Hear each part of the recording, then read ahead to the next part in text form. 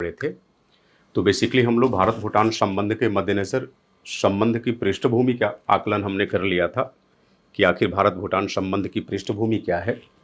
और आज हम लोग एरियाज़ ऑफ कोऑपरेशन पे बात करेंगे कि आखिर दोनों ही देशों के मध्य एक तरह से कह सकते हैं कि सहयोग के कौन कौन से क्षेत्र हैं, और सहयोग के क्षेत्रों के साथ साथ भारत भूटान संबंधों में भविष्य की क्या कुछ संभावनाएं हैं, उस पर भी हम लोग प्रकाश डालेंगे। और इस तरह से मेरी कोशिश होगी कि आज हम लोग भारत भूटान संबंध को विराम दे देंगे, ताकि कल फिर एक दूसरे पड़ोसी देश के साथ भारत के संबंध को हम पढ़ेंगे। तो सीधे आते हैं मुद्दे पर। भारत भूटान संबंध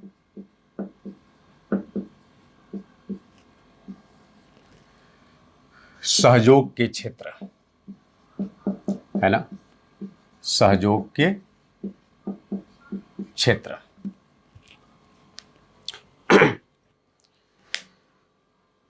कल सहयोग के क्षेत्रों का रेखांकन में किया था आपके सामने, जिसमें हम लोगों ने देखा था कि political and strategical cooperation, area of political and strategical cooperation. हमने इसकी भी बात की थी कि भारत भूटान के साथ ऊर्जा के क्षेत्र में सहयोग के जो संदर्भ थे, ऊर्जा के अलावे एडुकेशनल एंड कल्चरल सेक्टर में, है ना। तो इन तमाम बिंदुओं पर हम लोगों ने बात किया था। इकोनॉमिक क्षेत्र में भी कह लीजिए, हालांकि इकोनॉमिक क्षेत्र और ऊर्जा का क्षेत्र कमोबेश एक दूसरे से मिलता जुलता है। तो एनीवे, एक बार फिर से मैं लिख देता हूं ताकि आपका फ्लैशबैक हो जाइए। राजनैतिक व रणनैतिक संदर्भ में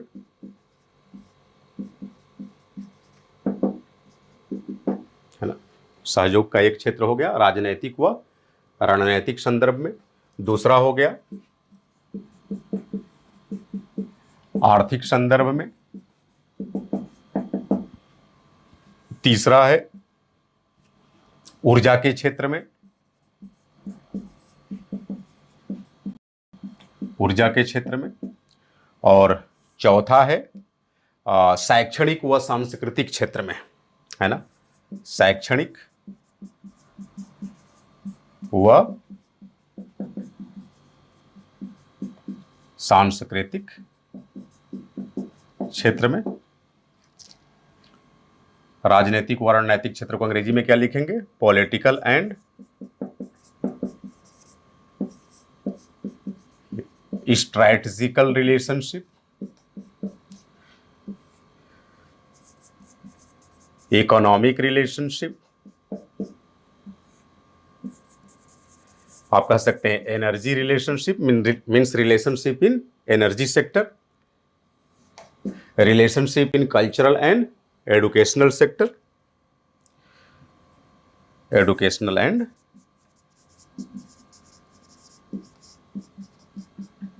कल्चरल रिलेशनशिप। तो इन्हीं चार शीर्षकों के तहत हम लोग भारत व भूटान के संदर्भ में सहयोग के मुद्दे को तलाशेंगे। तो सबसे पहले हम लोग बात करेंगे राजनैतिक व रणनैतिक क्षेत्र में, और इसकी पृष्ठभूमि मैं कल आपको समझा ही चुका हूँ।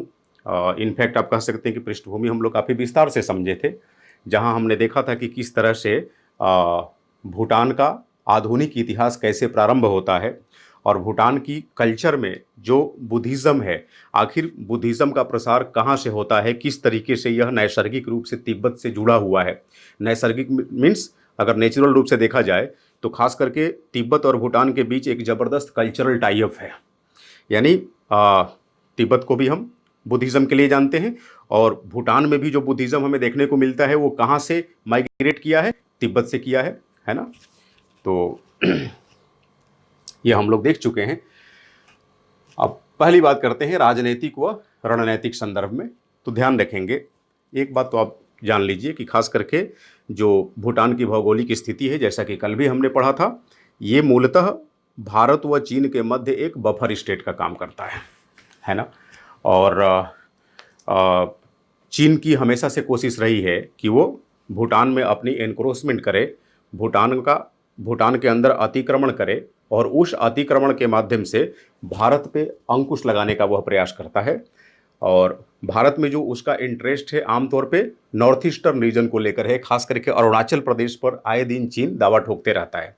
हालांकि आपको बता दूं कि चीन जिस तरीके से भारत के लिए विश्वसनीय नहीं है, ठीक उसी तरह भूटान भी चीन पर विश्वास नहीं करता।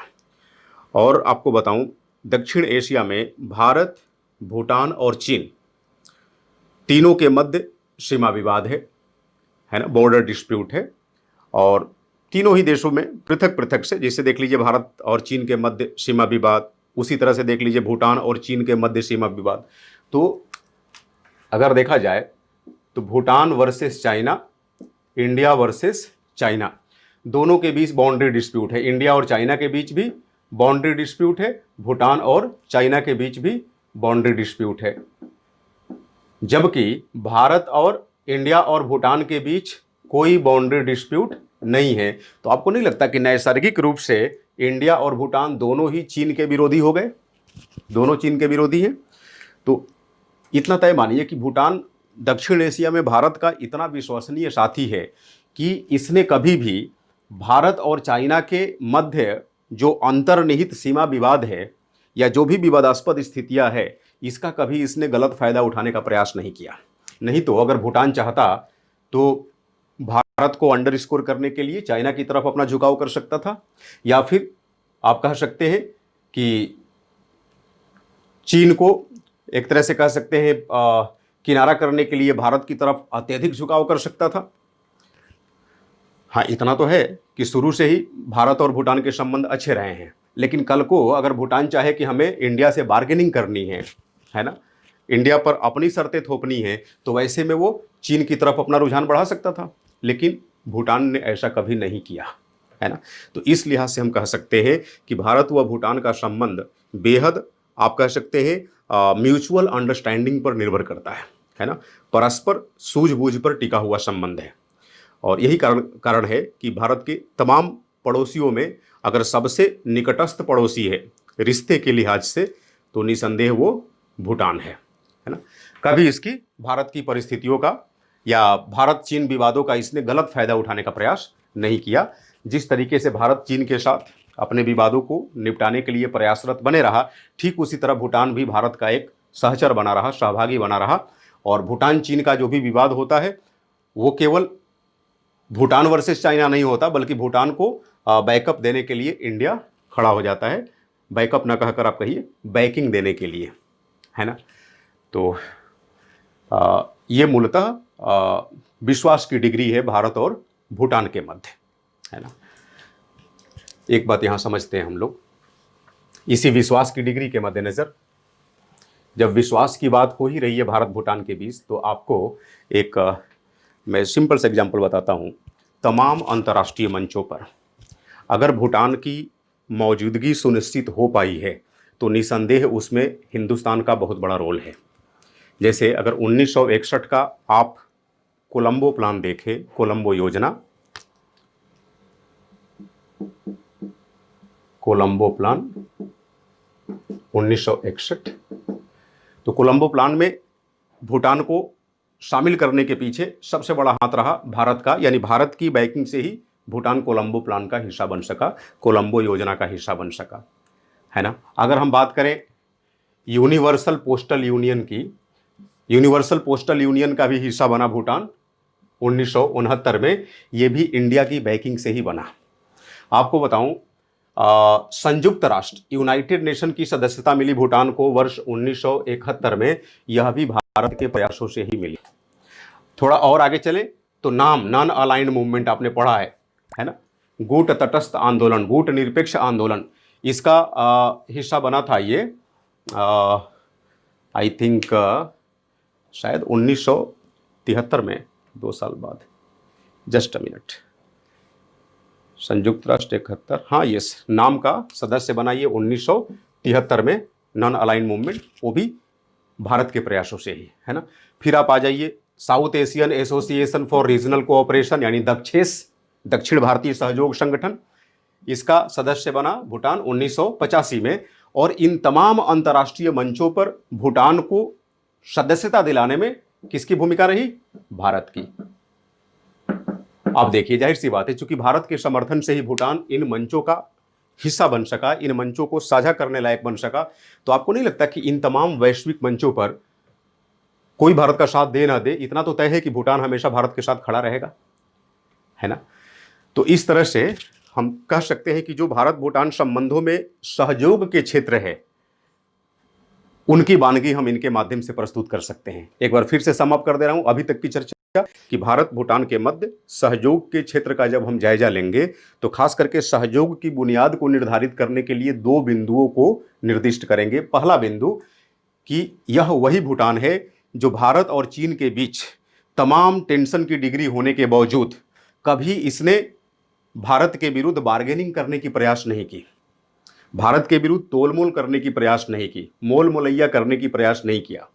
दूसरी बात, भारत की मदद से यह तमाम वैश्विक मंचों पर आसीन हुआ और उन वैश्विक मंचों पर यह सदैव भारत का साथ देता रहा। शायद इसके पीछे आप ये भी कह सकते हैं, खास करके चीन को लेकर, कि कहीं ना कहीं जो थ्रेट परसेप्शन भारत के साथ है चीन के द्वारा, ठीक वही थ्रेट परसेप्शन भूटान भी झेलता है। तो चूंकि इस लिहाज से हम कहीं ना कहीं नैसर्गिक मित्र बन जाते हैं अगर हम बात करें चीन को, है ना?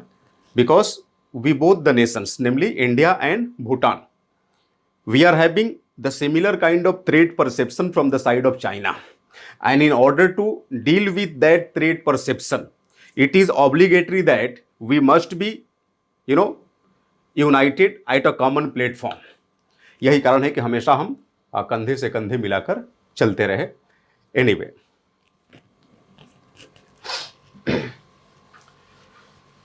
अब यही से हम लोग बात आगे बढ़ाते हैं राजनीतिक संदर्भ में। हालांकि राजनीतिक व रणनैतिक क्षेत्र में जो सहयोग का स्वरूप है उसी पर हम लोग बात कर रहे हैं। आपको याद होगा कल की चर्चा को मैं छोड़ा था जिग्मे शिंगे वांगचुक के टेन्योर तक, और आपको मालूम है कि जिग्मे शिंगे वांगचुक ने अपने देश के ऑलराउंड डेवलपमेंट को सुनिश्चित करने के लिए ग्रॉस नेशनल हैप्पीनेस का सिद्धांत दिया, सकल खुशहाली सूचकांक, है ना? और सकल खुशहाली सूचकांक कुछ और नहीं था बल्कि भूटान देश के एक तरह से कह सकते हैं सर्वत्र विकास का पैरामीटर था।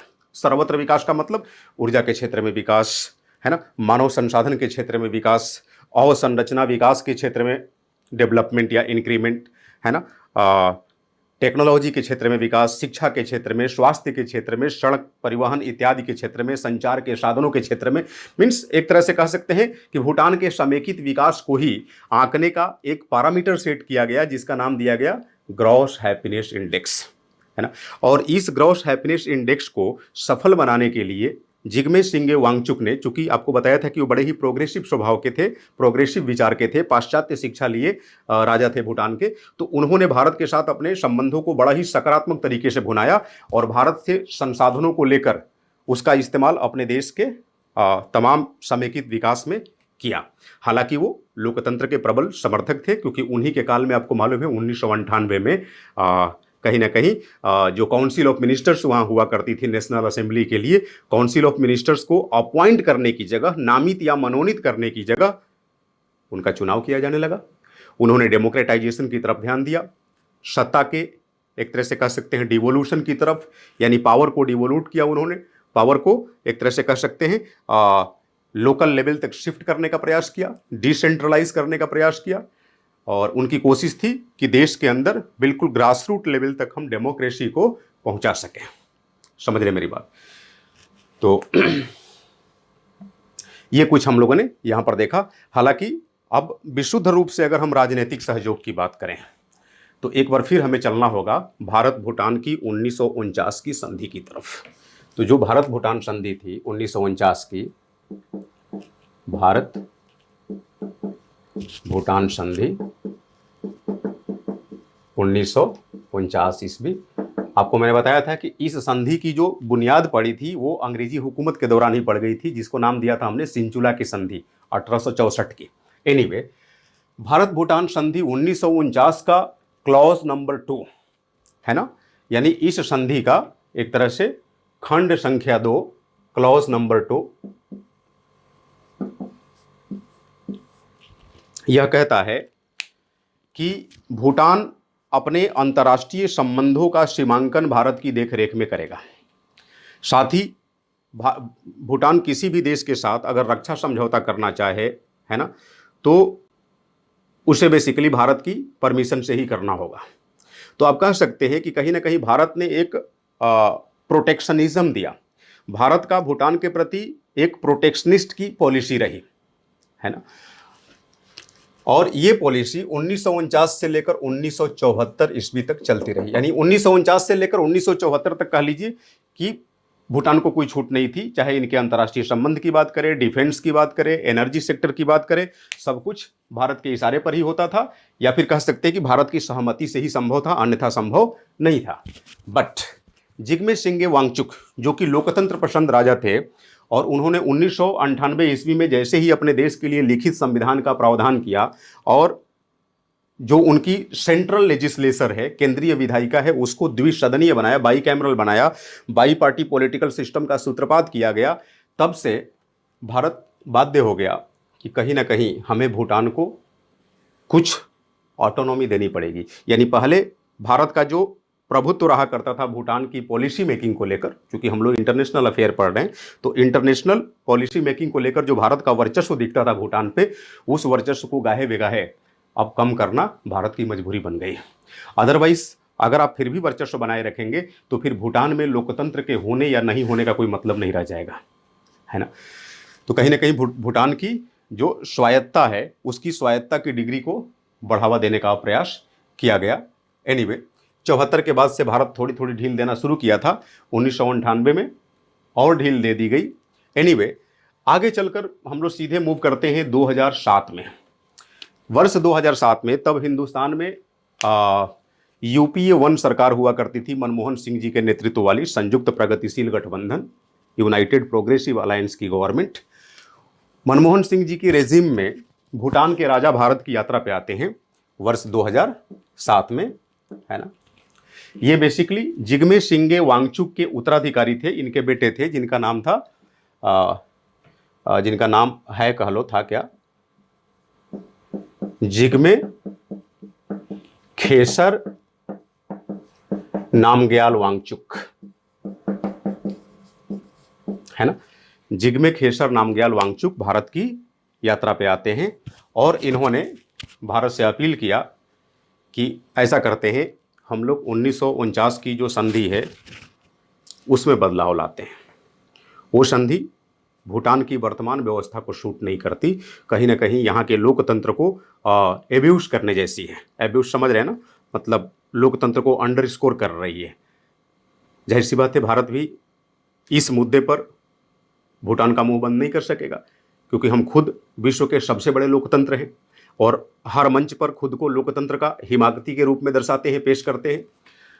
इन्होंने कहा कि 2007 में फिर से भारत भूटान संधि हुई, और ये बेसिकली संधि कुछ और नहीं थी बल्कि 1949 की जो संधि, इसमें तमाम तरह के सुधार किए गए।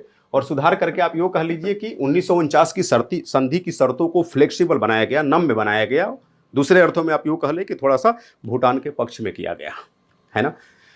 तो यहाँ पर क्या हुआ कि भारत भूटान संधि 2007 के अंदर एक क्लॉज क्रमांक 4 था, क्लॉज नंबर 4। अब इसके तहत भूटान को यह आज़ादी दे दी गई कि अगर वो चाहे तो अपने अंतर्राष्ट्रीय संबंध को भारत के अलावे दूसरे देश के साथ भी आगे बढ़ा सकता है। वजह थी कि 2007 में पूरी तरह भूटान यह सुनिश्चित कर लिया था कि अब हम देश के कोने कोने तक लोकतंत्र की बयार बहाएंगे, देश के ग्रासरूट लेवल तक हम डेमोक्रेसी को डिसेमिनेट करेंगे, प्रसारित करेंगे। यानी कहने का मतलब कि वह देश पूरी तरह लोकतंत्र होने जा रहा था, डेमोक्रेटिक होने जा रहा था। और 2007-8 में वहाँ चुनाव हुए और चुनाव के पश्चात डेमोक्रेटिकली इलेक्टेड गवर्नमेंट इंस्टॉल हुई, है ना। जनता के द्वारा प्रत्यक्ष रूप से चुनी हुई सरकार बनी। हालांकि मोनार्की तब भी बनी रही, अभी भी है, क्योंकि जनता के द्वारा चुनी हुई सरकार की ही यही इच्छा रही कि नहीं, हमारे यहाँ मोनार्की बनी रहे, क्योंकि मोनार्की के प्रयासों से ही, यानी राजशाही के प्रयासों से ही वहां लोकतंत्र को स्थापित किया गया। इसलिए लोकतंत्र कहीं ना कहीं खुद को राजशाही का शुक्रगुजार मानता है। यहां लोकतंत्र का तात्पर्य लोकतांत्रिक रूप से चुनी हुई सरकार से है। समझ रहे हैं मेरी बात? और यही कारण रहा कि 2008 से भूटान कॉन्स्टिट्यूशनल मोनार्की बन गया। क्या बना? Constitutional monarchy. मेरी आवाज पे फोकस करेंगे, हो सकता है यहां लिखा हुआ दिख रहा होगा कि नहीं, क्योंकि मैं एक बार अपना मोबाइल सेट कर देता हूं तो फिर मैं जाके देख नहीं पाता। एनीवे, कॉन्स्टिट्यूशनल मोनार्की, संवैधानिक राजतंत्र। और संवैधानिक राजतंत्र बेसिकली भूटानी लोकतंत्र का ही नाम है। क्लियर है? तो 2007 की भारत भूटान संधि के क्लॉज नंबर 4 के अनुसार भूटान को विश्व के दूसरे देशों के साथ भी वैश्विक समझौते में जाने की छूट मिल गई। यानी कहीं ना कहीं ये जो 1949 की संधि के, यानी भारत भूटान संधि 1949 के क्लॉज नंबर 2 को ढीला कर दिया गया, फ्लेक्सिबल कर दिया गया। समझ रहे हैं? क्लॉज नंबर 4 के रूप में 2007 की संधि के क्लॉज नंबर 4 के रूप में 1949 की संधि के क्लॉज नंबर 2 को